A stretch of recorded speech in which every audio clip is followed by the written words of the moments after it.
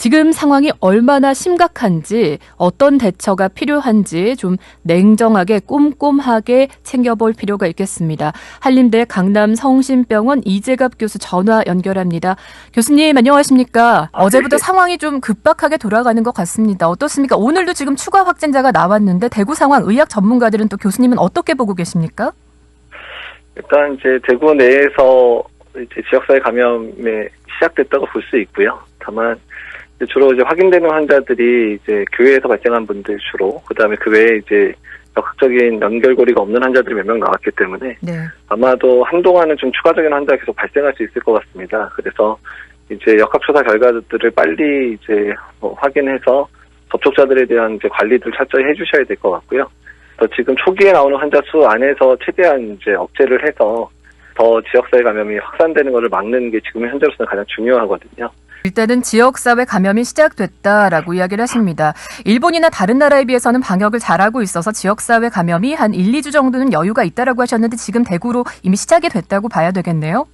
그러니까 보통은 이제 처음에 지역사회 감염이 시작되는 게 국소적인 지역에서의 발병이 먼저 시작되는 게 보이게 되고요. 그러면서 점진적으로 다른 지역으로 확산되는 형태로 가거든요. 다만 이제 어쨌든 대구에서 제일 먼저 시작된 게 좀 안타깝기는 합니다. 근데 지금 초기 환자 수가 급속도로 늘고 있습니다. 특히 확진 환자가 늘어나게 되면 이분들의 감염 경로라든가 동선 파악이 지금처럼 그렇게 빨리 될 수 있겠습니까? 아직까지 나오지 않고 있거든요. 예, 그렇죠. 그러니까 특히 이제 31번, 그러니까 31번째 환자분이 이제 뭐 교회에 참석한 부분들도 있고 여러 가지 많이 좀 다니신 부분들이 좀 있어서 그러니까 그 부분에 대한 동선 확인이 되는 것뿐만 아니라 그 안에서 만났던 분들이 얼마나 많은지에 대한 것도 필요하고 또 더 문제는 31번 33번째 환자가 어떤 분한테서 이제 전파됐는지를 확인하려면 증상 발현의 기준으로 14일을 또 역으로 또 추적을 해서 역학조사가 또 들어가야 되는 상황들이 있거든요.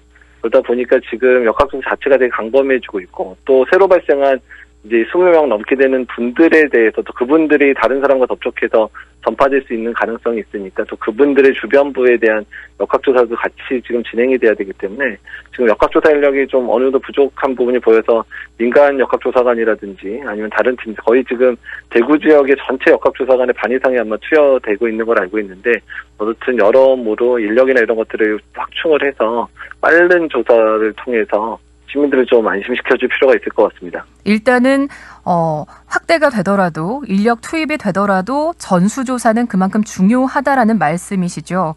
교회에 참석했던 분들 같은 경우에는 전체 확인이 좀 필요한 상황이 돼버렸고요.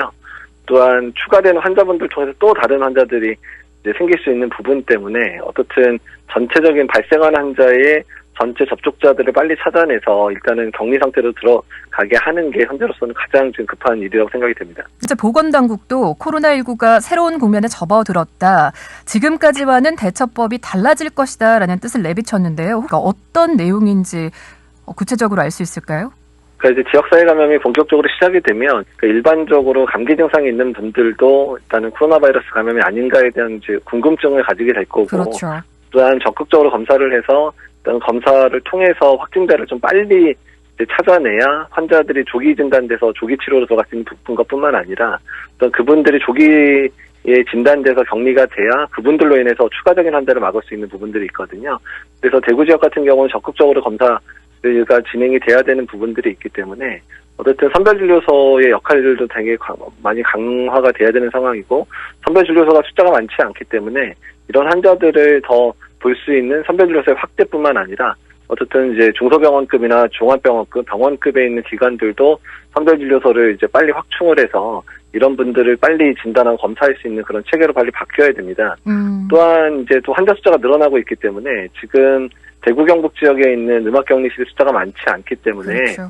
이제 환자를 이제 나눠야 될 필요가 있거든요. 그러니까 경증 환자 같은 경우는 뭐 국군병원이라든지 아니면 공공의료원 쪽에 입원을 시키면서 보는 상황을 하고 중증 환자는 주로 뭐 대학병원급이나 국가지정 격리병원에서 치료를 해야 되는 상황들이 만들어져야 되기 때문에 그런 병원 간의 어쨌든 발생한 환자에 대한 그런 체계들, 의료 전달 체계도 빨리 이제 시급히 확충을 해야 될 것 같고 환자가 더 많아지게 되면 대구 경북에서 소화가 안 되니까 대구 경북 이외의 지역에 있는 국가지정 격리병상까지도 사용할 것에 대해서 정부에서 준비를 해야 될 것 같습니다. 어제 이미 대구 의료원 음압병상은 만석이 됐다고도 전해지고 있는데요. 10개가 있거든요. 네. 그래서 네, 정세균 국무총리 방문했을 때 보건당국 보유하고 있는 이동식 음압병상 좀 지원해달라 이런 요구를 했습니다. 이것도 가능한 겁니까? 예, 그렇죠. 그러니까 일단은 이제 공공의료원이나 이제 뭐 국군병원이나 이런 데 환자들을 이제 다른 데로 옮기고 이제 1인실 안에 그냥 수용하기가 힘드니까 거기를 다 이동식 음압기를 닫아서 일반 병실 자체를 음압격리실로 바꾸게 되면 더 많은 환자를 수용할 수 있거든요. 그래서 이제 그런 응급 조치들이 빨리 갖추어져야 추가적인 환자 발생이 됐을 때 환자를 수용할 수 있는 이제 병원을 늘릴 수 있는 그런 부분들이 생길 것 같습니다. 어린이집, 유치원은 어제 당장 휴원 결정이 내려졌고 학교 개학도 곧 발표가 될 것 같습니다. 판단을 하고 있는데 일상생활은 시민들 어디까지 어떻게 해야 되겠습니까? 일단은 이제 사람이 많이 모일 만한 그런 집회라든지 이런 거는 일단 대구 지역에 있어서는 일단은 대부분 취소를 하는 게 맞을 것 같고요. 그리고 일단은 이제 일상적인 직장 생활이나 이런 건 가능할 수 있는데 사람이 많은 곳에 모일 때 가는 부분은 대구 지역은 특히 마스크를 쓰고 일상적인 생활을 하는 게 좋지 않을까 좀 생각이 듭니다. 특히 더 중요한 거는 호흡기 증상 있는 분들이 밖에 야외 활동을 한다든지 뭐 사람이 많은 곳에 가게 되면 문제가 되니까 일단 호흡기 증상 있으신 분들이 일단은 집에서 계시고 집에 계신 상태에서 1339나 또는 보건소에 연락을 해서 본인들이 검사를 받아야 될지 말아야 될지를 판단을 받는 게 중요하거든요. 예, 그래서 일단 부탁드리고 싶은 거는 호흡기 증상 있는 분은 일단은 집에 머물러 주셔야 된다. 그리고 1339 또는 보건소에 연락해서 선별진료소도 많이 밀리는 데가 있기 때문에 밀리지 않는 선별진료소를 안내를 해드릴 거거든요. 그러면 그런 데 방문해서 이제 필요하면 검사를 진행한다든지 이런 식으로 이제 상황이 지켜져야 일반 시민들도 정상적인 생활을 할 수 있게 되거든요. 자, 현재 코로나19 감염병 위기경보 경계 단계인데 정부가 불분명한 감염 경로 환자들의 역학조소 이후에 위기 단계 격상 여부를 협의하고 있습니다. 경계 이후는 심각이죠. 예, 심각 단계로 이제 격상을 하는 거를 이제 고려할 때가 됐고요. 다만 심각 단계로 올라가기 위해서는 여러 가지 준비 단계들이 필요합니다. 일단 국민들이 그 상황들에 대한 인식을 할 수 있도록 대국민 홍보도 중요하고 캠페인도 중요하고요.